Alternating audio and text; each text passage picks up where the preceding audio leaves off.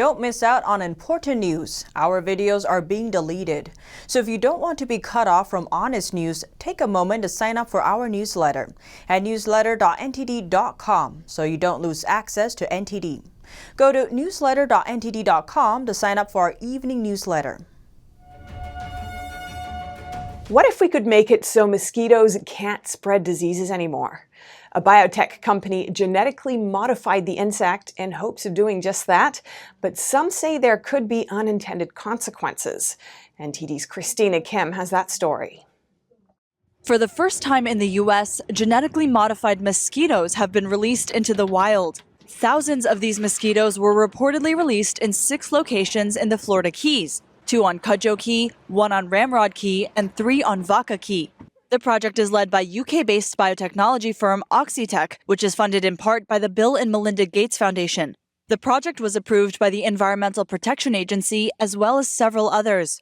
It's part of an effort to help tackle a disease-transmitting mosquito species called the Aedes aegypti, which account for about 4% of the mosquito population in the Keys.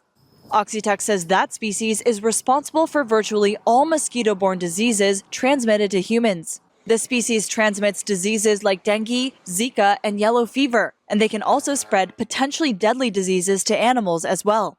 We speak to Barry Ray, the director of the Florida Keys Environmental Coalition, for his take on the issue. He's been involved in this process for the last 10 years, and he says the biggest issue isn't about genetic modification. It's about the process, which Ray says wasn't normal. We're disappointed, to say the least. We don't live in fear of genetically modified organisms. We live in fear of bad science. Male mosquitoes don't bite, but females do, spreading disease in the process. These modified male mosquitoes have been released, and once they mate with unmodified female mosquitoes, they'll pass on a lethal gene. Theoretically, the resulting female offspring would die before maturity, controlling the population. He believes the process was tainted by politics, and the standard to investigate the technology was lowered. We asked them for a simple mathematical standard question. Show me your equation for what a statistically significant sample size is for testing eggs to determine no females will be produced. They don't have one. Ray says this type of large-scale modification is now released into the wild, and it can't be undone. This is concerning, he says.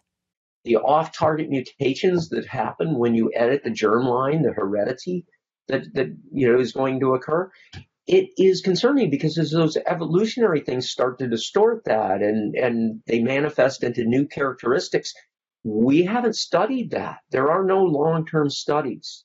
If successful, some 20 million additional genetically modified mosquitoes will be released later on in the year. Christina Kim, NTD News.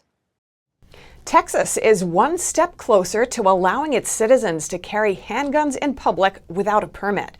The Texas Senate passed a bill some call constitutional carry.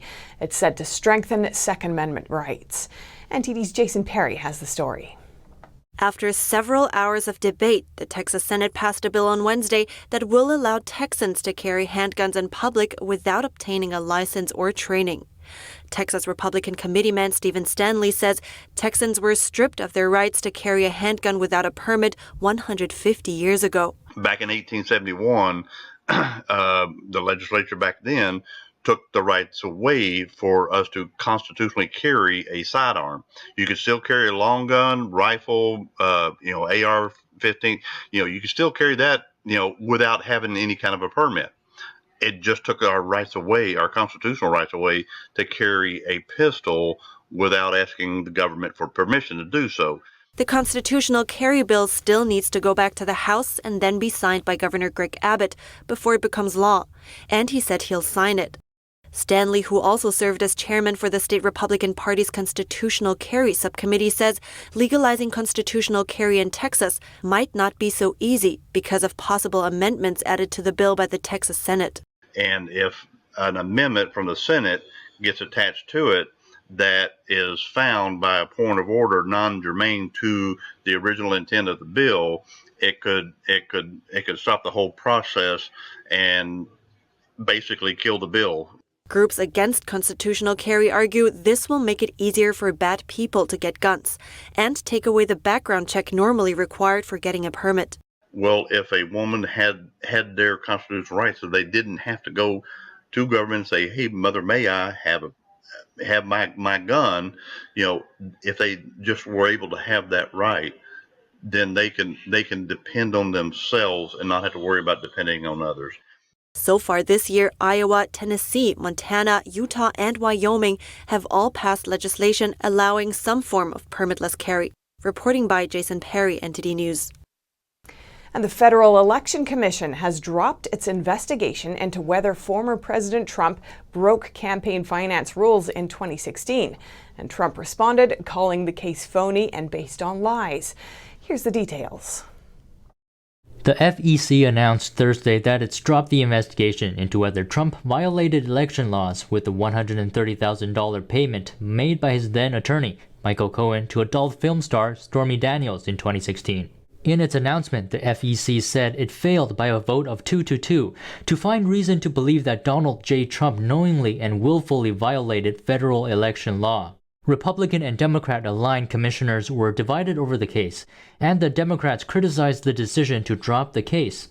Trump, on the other hand, thanked the commission Friday for, quote, ending this chapter of fake news. Daniels had claimed that the 2016 payment was intended to keep her quiet about an alleged sexual encounter with Trump.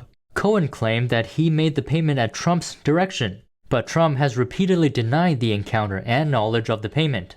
In his Friday statement, Trump said the investigation was a case built on lies from Michael Cohen, a corrupt and convicted lawyer, a lawyer, in fact, who was so corrupt he was sentenced to 3 years in jail for lying to Congress and many other things having nothing to do with me. Trump made the statement from his new social media platform. A school in Pennsylvania is divided over the name and imagery of its mascot. One side says it's culturally offensive, while the other says it carries a lot of history and meaning for the school. NTD's Don Tran has the details. In Wayne, Pennsylvania, a school board voted to remove the name and look of Radnor High School's mascot. The school is no longer the home of the Raiders and does not use Native American imagery. Some people at the school thought the mascot was offensive to Native Americans. Others agree with taking out the Native American imagery, but oppose removing the name Raider. They say the name means something different to the school, and it carries a lot of history and importance. Co-founder of Moms for Liberty, Tina Deskovich, says discussions on whether to change names or not are valid. When it comes to these changing, it's happening all over the country with schools and auditoriums, you name it. Everything's being renamed these days. I think it's a very localized decision. There might be some legitimate concerns about renaming, but it's a community's decision. I don't think there's a blanket, easy answer to that solution until you get all stakeholders in a community discussing what their concerns are and you move forward as a community.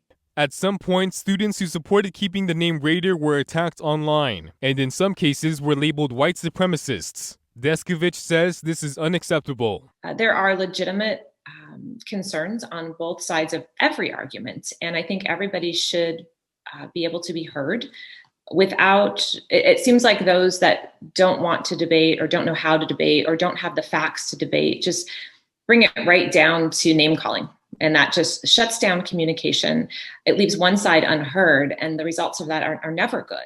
A petition that asks to lose the Native American imagery but keep the name has gained over 2,400 signatures. And when the committee tasked with finding a new name put out a survey, about 75% of respondents supported keeping the name. John Wu, a local resident and Chinese immigrant, says the changing of names at the school is similar to what the Chinese Communist Party did in the past. I think this is serious, because we came from China. We know that Cultural Revolution will not end up just the culture, They have, they eventually, it will affect our daily life, A list of 56 new names has gone down to 8 for more feedback from a committee and focus groups involved in the process. A final decision on the nickname is expected sometime in June. Don Tran, NTD News.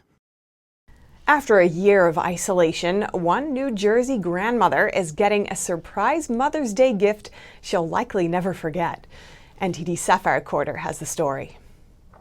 One spa in New Jersey is giving back to the woman who gave us everything. After over a year of dealing with the pandemic, one grandmother was given a much-needed spa day, free of charge. Perry Farstian's daughter and granddaughter told her they were going out to lunch. Happy Mother's Day! So she's going to go ahead and get a facial and a mini massage. Her daughter says it might be the first facial her mother has ever gotten.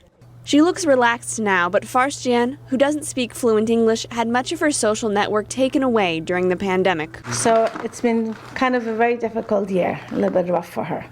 After hearing about Farstian's isolation from her granddaughter, the spa's owner decided to treat her. For me, something so small is sometimes so big. Ebrahimi says it feels really good to be able to help. As a mother, she understands the stress that families experience in the pandemic. Our worry doesn't ever stop. So it's really great to be able to just take a moment and, let them know that while you're here, it's about you. She says people seem less anxious after taking the time for themselves. Her employee loves to see their reactions after getting pampered. They feel so beautiful, they get excited, they always want to come back. She says the whole thing was good from the beginning to the end. They're also offering complimentary flowers and chocolates this Mother's Day. Sapphire Quarter, NTD News, New Jersey. New Yorkers may be able to see the rare sight of a NASA rocket launch on Saturday night, weather permitting, of course. NASA is set to launch a Black Brant 12 sounding rocket from their Wallops Flight Facility in Virginia this Saturday at 8:02 p.m. If the skies are clear, the launch should be visible all across the eastern seaboard, even from New York State. New Yorkers should be able to watch the launch 30 to 60 seconds after it launches, barring any delays. The mission is called Kintant X. The main goal is to study how energy and momentum are transported between regions of space that are magnetically connected.